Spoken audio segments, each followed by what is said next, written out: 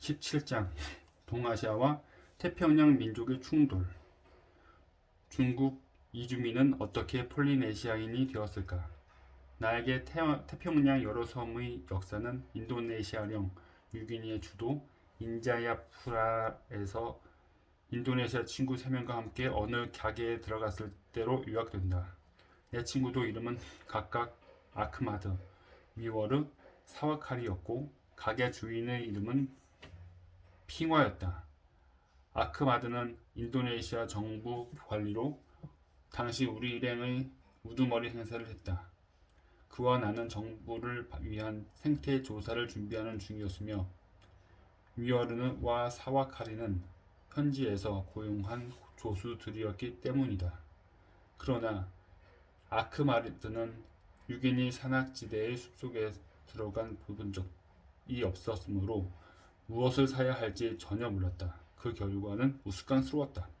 내 친구들은 함께 가게 안으로 들어갔을 때 핑화는 중국 신문을 읽고 있었다. 그는 위아르와 사와카리를 보고도 계속 신문을 읽었지만 아크마드를 보더니 얼른 계단단 밑으로 숨을 숨겼다. 이윽고 아크마드가 도끼 하나를 집어들자 유아르와 사와카리가 웃음을 터뜨렸다. 거꾸로 들었던 것이다. 유아르와 사와카리는 도끼를 제대로 쥐고 나를 시험하는 방법을 아크마드에게 가르쳐 주었다. 그리고 나서 아크마드와 사와카리가 유아르의 맨발을 내려다 보았는데 그는 평생 신발을 신지 않아서 발가락이 넓게 벌어져 있었다. 사와카리는 가게 안에서 볼이 가장 넓은 신발을 집어 유아르의 발에 대보았지만 그 신발은 너무 좁았다. 그러자 아크마드와 사와카리와 핑화는 모두 깔깔 웃었다. 이번에는 아크마드가 플라스틱 빗을 집어들고 자신의 검고 뻣뻣한 직모를 빗어보았다. 그리고 유아르의 돌돌 말린 머리를 보더니 그에게 빗을 보내주었다. 그 빗은 즉각 유아르의 머리를 뒤엉켰고 유아르가 잡아당기자 뚝 부러지고 말았다. 유아르를 포함해 모두가 웃었다. 유아르는 아크마드에게 쌀을 많이 사두는 것이 좋다고 응수했다. 유킨이 산악지대의 마을에서 구할 수 있는 음식은 고구마뿐이어서 아크마드는 배탈이 나기 십상이라는 것이었다. 다시 웃음이 터져 나왔다. 이렇게 모두들 웃고는 있었지만 나는 그 밑에서 감추어진 긴장감을 느낄 수 있었다. 아크마드는 자바인이었고 핑화는 중국인, 위월은 유기니 고지인, 그리고 사와카리는 유기니 북쪽 해안의 저지인이었다. 인도네시아 정부는 자바인들이 장악했는데 이 정부가 1960년대에 뉴기니 서부를 합병하면서 뉴기니인의 저항을 폭탄과 기관총으로 진압했다. 나중에 아크마드는 위어르, 사와카리와 함께 숲속으로 들어가서 조사하는 일을 나에게 맡기고 자기는 시내에 남아 있겠다고 했다. 그는 뉴기니인의 머리카락과는 전혀 다른 자신의 뻣뻣한 직무를 가리키면서 머리가 이런 사람은 군대가 지켜주지 않은 한 뉴기니의 손에 죽고 말 것이라고 설명했다. 핑화가 신문을 감춘 이유는 인도네시아령 뉴기니에서는 중국어 문서 수입이 명목상으로나마 불법이었기 때문이다. 인도네시아에는 화교 상인들이 많다. 경제를 지배하는 중국인과 정치를 지배하는 자바인 사이에는 늘 서로에 대한 두려움이 잠재했는데 그것이 1966년 혁명으로 터져 나왔을 때 자바인은 중국인 수십만 명을 살해했다. 위어르와 사와카리도 대부분 유기인처럼 자바인의 독재를 분개했지만 상대방이 속해 있는 집단도 서로 경멸했다. 고지인들은 저지인들을 사고야자나 파먹는 나약한 놈들이라고 무시하고 저지인들은 고지인들이 대가리만 큰 야만인이라고 무시하는 시기다. 그 말에는 머리카락이 돌돌 말려 머리가 커 보인다는 뜻이 또 건방지다는 뜻도 내포되어 있다. 위어루 사와카리와 함께 외딴 숲속에 들어가 있던 며칠 사이에 그들은 도끼를 들고 싸우기 직전까지 갔다. 아크마드, 위어르, 사와카리, 핑화 등이 각각 대표하는 네 집단 사이의 이 같은 긴장감은 세계에서 네 번째로 인구가 많은 나라인 인도네시아의 정치 상황을 지배하고 있다. 그러나 오늘의 이 긴장감의 뿌리는 수천 년 전으로 거슬러 올라간다. 대규모 인구의 해외 이동에 대해 생각할 때 우리는 흔히 역사 시대로 들어와 콜럼버스가 아메리카를 발견한 이후 결국 유럽인이 비유럽인을 교체할 일을 떠올린다. 그러나 대규모 해외 이동은 콜럼버스보다 훨씬 앞선 시대에도 이루어졌고 선사 시대에도 비유럽인이 다른 비유럽인을 교체한 일이 여러 번 있었다. 유어르와 아크마드와 사와카리는 선사시대의 아시아 본토에서 태평양으로 해외 이동을 감행했던 세 부류를 각각 대표하고 있다. 유어르가 대표하는 고지인은 아마 4만 년 전 이전에 이미 아시아에서 뉴기니로 이주한 사람들의 후손일 것이다. 아크마드의 조상들은 남중국 해안에서 출발해 약 4천년 전 자바섬에 도착했고 유어르의 조상들과 관계있던 그곳 사람들을 교체했다. 그리고 사와카리의 조상들은 약 3600년 전 뉴기니에 도착했다. 그들은 바로 남중국 해안에서 출발한 사람들 중 일부분이었다. 한편 핑화의 조상들은 지금도 중국을 차지하고 있는 사람들이다. 아크마드와 사와카리의 조상들이 각각 자바와 뉴기니로 이주한 인구 이동을 일컬어 오스트로네시아의 팽창이라고 한다. 이것은 지난 6천년 동안 일어난 인구 이동 중 규모가 가장 큰 편에 속한다. 그들의 한 갈래는 태평양에서 가장 외딴 섬으로까지 빠짐없이 차지한 폴리네시아인이었다. 이들은 신석기 시대 인류 중 가장 뛰어난 항해자였다. 오스트로네시아 어족의 언어들은 오늘날 마다가스카르 섬에서 이스타우 섬에 이르기까지 지구 면적의 절반이 넘는 지역에서 모국어로 사용된다. 빙하기 말기 무렵 인구 이동을 다루는 이 책에서 오스트로네시아인의 팽창은 핵심 위치를 차지하는 사건이며 가장 중요한 현상의 하나로 설명할 필요가 있다. 어째서 중국 본토에서 출발한 오스트로네시아인이 자바섬을 비롯한 인도네시아 전역으로 이주해 원래 그곳에 살고 있던 사람들을 교체하게 되었을까? 어째서 그 반대로 인도네시아인이 중국으로 이주해 중국인을 교체하지 않았을까? 그리고 인도네시아 전역을 차지한 후 오스트로네시아인은 뉴기니 해안의 좁고 기다란 저지대만 차지했을 뿐 어째서 뉴기니 고지대에 살던 유어르 동족들을 완전히 몰아내지 못했을까? 중국인 이주민의 후손들은 어째서 과정을 거쳐 폴리네시아인이 되었을까? 어떤 과정을 거쳐 폴리네시아인이 되었을까? 오스트로네시아 어족 4개 어파의 동질성. 오늘날 자바섬을 비롯해 인도네시아 섬 대부분과 필리핀에 사는 사람들은 대체로 동질성이 있다. 이 섬들에 거주한 사람들의 외모와 유전자는 남중국인과 유사하고 10개 동남아시아인, 특히 말레이 반도 사람들과는 더욱 유사하다. 그들의 언어도 동질성이 있다. 인도네시아, 중국, 중부, 서부와 필리핀에서는 374개 언어가 사용된다. 그 모두가 서로 가까운 관계이며 오스트로네시아 어족 중 동일한 준어파에 속한다.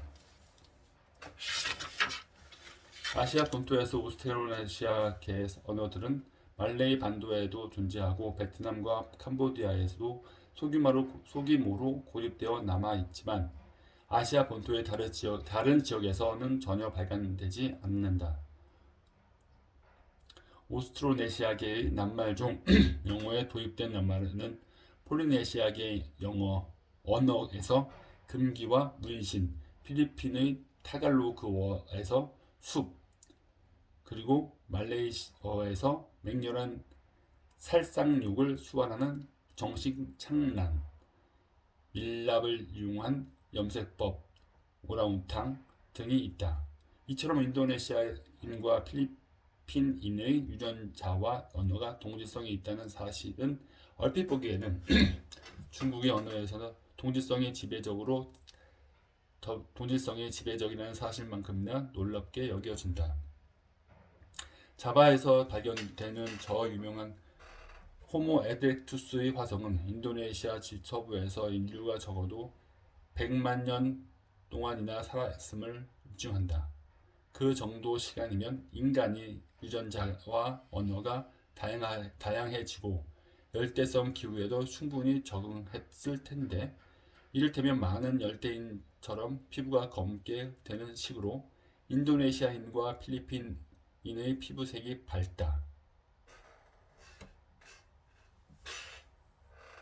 또 한 가지 놀라운 점은 인도네시아인과 필리핀인은 밝은 피부색을 제외한 신체적 특징과 유전자에서 열대 동남아시아인 남중국인과 매우 비슷하다는 사실이다. 지도를 살펴보면 4만 년 전 인류가 뉴기니와 오스트레일리아로 건너가기 위해서는 분명히 인도네시아를 거쳐갔을 것이다. 따라서 현대의 인도네시아인은 당연히 현대의 뉴기니인과 오스트레일리아인을 닮았을 거라고 생각하기 쉽다. 그러나 실제로 인도네시아 서부와 필리핀 일대에서 뉴기니를 닮은 사람들은 극소수에 불과하며, 필리핀 산악지대에서 사는 네그리토만이 뉴기니인과 닮았을 뿐이다. 열대 동남아시아에 대해 설명할 때 새 잔존 집단이 뉴기니인을 닮았다고 했다. 필리핀의 네그리토도 어쩌면 뉴기니로 건너간 위어르의 선조들과 한 뿌리에서 갈라져 나온 잔존 집단인지도 모른다. 이 네그리토는 필리핀 내의 이웃 민족들이 사용하는 것과 비슷한 오스트로네시아계의 언어를 사용하는데, 그것을 위로 그들도 말레이시아의 세망 네그리토와 아프리카의 피그미족처럼 원래 언어를 잃어버렸음을 알 수 있다. 이 같은 사실들은 오스트로네시아계 언어를 사용하던 열대 동남아시아인 또는 남중국인이 최근에 필리핀과 인도네시아 전역으로 확산되었다는 것, 그리하여 종전에 이들 섬에 살던 사람들 중 필리핀 네그리토를 제외한 사람들을 모조리 교체하고 원래 언어까지 모두 바꾸어 버렸다는 것을 강력히 시사한다. 이 사건은 너무 최근에 일어나서 이주민들은 검은 피부색, 다양한 애족, 새로운 유전적 특징이나 다양성 등을 미처 진화시키지 못한 듯하다. 물론 그들의 언어는 중국 본토에서 사용되는 주요 8개 언어에 비해 훨씬 다수지만 다양하지는 않다.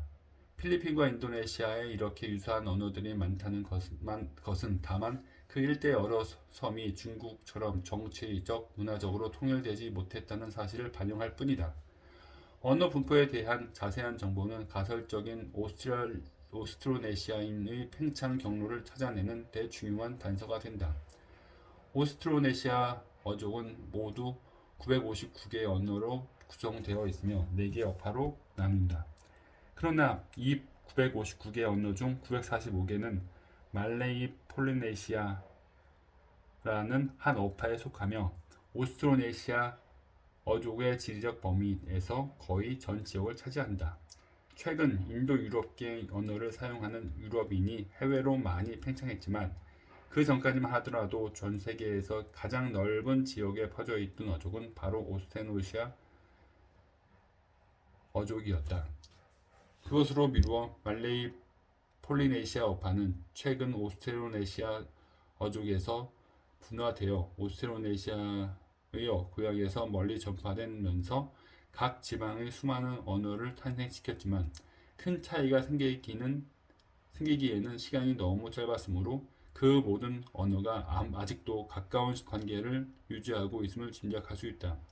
그러므로 오스트로네시아인의 고향을 찾아내려면 오스트로네시아 어족 중 폴리네시아 어파를 제외한 나머지 세 어파를 살펴보아야 한다. 이들 세 어파는 자기들끼리도 서로 다르고 말레이 폴리네시아 어파와도 다르다. 그 차이는 말레이 폴리네시아 어파의 준어파들 사이에서 나타나는 차이보다 크다. 이들 세 어파의 분포 지역은 한 곳에 몰려 있다. 그 모두가 말레이 폴리네시아 어파의 분포 지역에 비하면 보잘것없다. 이들 몇 파는 남중국 본토에서 겨우 145km 떨어진 타이완 섬의 원주민만이 사용한다. 타이완 원주민은 대체로 이 섬을 독차지하고 있었다.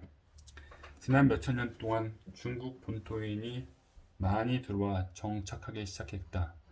1945년 이후 특히 1949년 중국 국민당이 공산당에 패배한 후 다시 본토인들이 밀려들었다. 그리하여 현재 타이완 인구에서 원주민 비율은 2%에 불과하다. 오스트로네시아 어족의 4개 어파 중 3개 어파가 타이완에 집중되어 있는 것으로 미루어 현재의 오스트로네시아 일대에서는 바로 타이완이 그들의 고향이라는 것을 짐작할 수 있다. 오스트로네시아계 언어는 타이완에서 가장 오랫동안 사용되었으므로 분화될 시간도 가장 길었던 것이다. 그리고 마다가스카르 섬에서 이스터 섬에 이르는 지역의 다른 오스트로네시아계 언어들은 모두 타이완에서 시작한 인구 팽창에서 비롯했을 것이다. 타이완의 따펑컨 문화가 오스트로네시아 일대에 전파된 경로. 이제 고고학적 증거를 살펴보자. 고대의 촌락 유적지에서는 흔히 뼈와 토기가 출토되지만 화석화한 낱말들은 물론 발견되지 않는다. 그러나 여기서도 언어와 관련된 문화적 인공물이나 사람들의 이동에 대한 증거를 찾을 수는 있다. 전 세계 다른 지역과 마찬가지로 현재의 오스트로네시아 일대에서도 대부분 지역, 타이완, 필리핀, 인도네시아, 태평양의 많은 섬에는 원래 토기, 간석기, 가축, 농작물 등을 갖지 못한 수렵 채집민이 살고 있었다.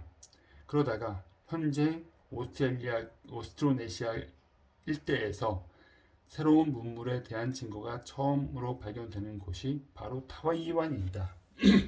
BC 4000년에서 BC 3000년경부터 타이완과 그 맞은편의 남중국 본토 해안에는 간석기와 독특한 장식을 한 토기, 이른바 따펑컹 토기가 처음 나타났는데 이 토기 형태는 남중국 본토의 토기에서 파생한 것이다. 그리고 그 이후 시대의 타이완 유적지에서 발견되는 벼와 기장의 흔적들은 농업이 시작되었다는 증거다. 타이완과 남중국 해안의 따펑컹 유적지에서는 생선뼈와 연체 동물의 껍질뿐 아니라 돌로 만든 그물추와 통나무를 파서 카누를 만들기에 알맞은 깎기도 많이 발견되었다. 그러므로 타이완에서 살기 시작한 최초의 신석기 시대 사람들은 이미 깊은 바다에서 고기를 잡거나 타이완의 중국 본토 사이의 대만 해협을 건널 배를 갖고 있었을 것이다. 대만 해협은 중국 본토인들의 태평양 일대로 팽창하기 전에 우선 해상 기술을 발전시키는 훈련장 역할을 했을지도 모른다. 타이완의 땅펑컹 문화와 그 이후 발생한 태평양 여러 섬의 문화를 이어주는 독특한 인공물은 바로 나무껍질 두드리개다. 이것은 섬유질이 많은 종류의 나무껍질을 두드려 끈, 그물, 의복 등을 만들 때 사용하는 돌로 만든 도구다. 태평양 일대 사람들은 털을 얻는 가축이나 섬유 작물이 있는 범위를 벗어나면서 옷을 만들 재료를 구할 수 없게 되자 나무 껍질을 두드려 만든 옷감을 이용하기 시작했다. 넷넬섬은 1930년대에 비로소 서구화된 전통적 폴리네시아인들의 섬이다. 그곳 사람들은 서구화에서 비롯한 반가운 변화의 그곳 사람들은 서구에서 비롯한 반가운 변화하는 섬이 조용해진 일이라고 말했다. 날마다 새벽녘부터 해가 진 뒤까지 사방에서 요란하게 들려오는 나무 껍질 두드리는 소리가 말끔히 사라졌다는 것이다. 고고학적 증거에 따르면 따펑콩 문화가 타이완에 도착한 이후 약 1000년 이내에 그 문화에서 비롯한 각종 문화가 타이완에서 점점 더 멀리 전파되면서 현재 오스트로네시아 일대를 채워가기 시작했다. 그러한 증거에는 간섭기의 토기, 가축화된 뼈와 돼지뼈, 농작물 잔해 등이 있다. 예를 들면 장식을 한 타이완의 따펑콩 토기 대신 장식이 없는 민무늬 토기나 붉은 토기가 나타났다. 이런 토기는 인도네시아의 셀레베스 섬과 티모르 섬, 필리핀 등의 유적지에서도 발견되었다. 토기, 석기, 가축으로 이루어진 이러한 문화적 세트는 BC 3000년경 필리핀에 나타났고 BC 2500년경 인도네시아의 셀레베스와 북보르네오와 티모르 섬, 티모르의 BC 2000년경 자바와 수마트라의 BC 1600년경에는 6인 일대에 또 나타났다. 거기서부터는 팽창 속도가 쾌속정으로 빨라졌다. 쾌속정처럼 빨라졌다. 문화적 세트를 지닌 사람들이 솔로몬 제도를 지나 급속히 동진해 전에는 아무도 살지 않던 태평양 일대로 퍼져나간 것이다. 그리고 1에서 1000년에는 팽창의 마지막 단계를 거치면서 결국 폴리네시아와 미크로네시아에서 사람이 살 수 있는 섬에는 빠짐없이 사람이 살게 되었다. 놀랍게도 이 같은 팽창 물결은 인도 양을 가로질러 아프리카 동해안까지 휩쓸고 마다가스카르 섬에도 상륙했다. 적어도 이 팽창이 뉴기니 해안에 이를 무렵까지는 섬과 섬 사이를 여행할 때 아마 아우트리거나 가 양쪽에 있는 돛을 단 카누를 사용했을 텐데, 이 같은 카누는 지금까지도 인도네시아 전역에서 널리 사용되고 있다. 이 같은 구조의 카누는 전 세계 내륙 수로에서 전통적인 사람들이 주로 사용하는 단순한 형태의 마상이 카누보다 훨씬 발전된 것이다. 마상이 카누는 깎기로 사용해 오늘 이름 그대로 통나무를 긁어내고 즉 속을 비우고 양쪽 끝을 다듬어 만든 카누를 말한다. 이 카누의 밑바닥은 통나무 자체의 모양대로 둥글기 때문에 무게 중심이 조금만 빗나가도 카누는 무거운 쪽으로 기운다. 뉴기니의 강에서 뉴기니인이 노를 젓는 마상이를 타고 갈 때마다 나는 줄곧 두려움에 사로잡히곤 했다. 내가 살짝 움직이기만 해도 카누가 벌렁 뒤집히면서 쌍안경과 함께 물에 빠져 악어떼와 사귀게 될 것 같았다. 뉴기니의 잔잔한 호수나 강에서 마상이를 타고 갈 때는 제법 믿음직스러워 보이지만 그런 뉴기니인도 파도가 웬만큼 있는 바다에서는 마상이를 사용하지 못한다. 따라서 오스트로네시아인이 인도네시아 전역으로 팽창할 때는 물론이고 애당초 타이완에 처음 이주할 때도 카누를 안정시키는 장치가 필수적이었을 것이다. 해결책은 선체 양쪽에 1.2m쯤 간격을 두고 카누보다 작은 통나무, 아웃트리거 두 개를 평행으로 묶어 놓는 것이다. 선체와 아웃트리거 사이는 장대를 수직으로 묶어 연결했다. 선체가 어느 한쪽으로 기울기 시작하면 그쪽 아웃트리거의 부력이 작용해 물 밖으로 밀어내므로 배가 뒤집히는 것은 물론 밀어내므로 배가 뒤집힌다는 것은 거의 불가능하다. 어쩌면 아웃트리거가 양쪽에 달린 돛을 단 카누야말로 중국 본토에서 오스트로네시아인이 팽창을 촉발한 획기적인 기술 발전이었는지도 모른다.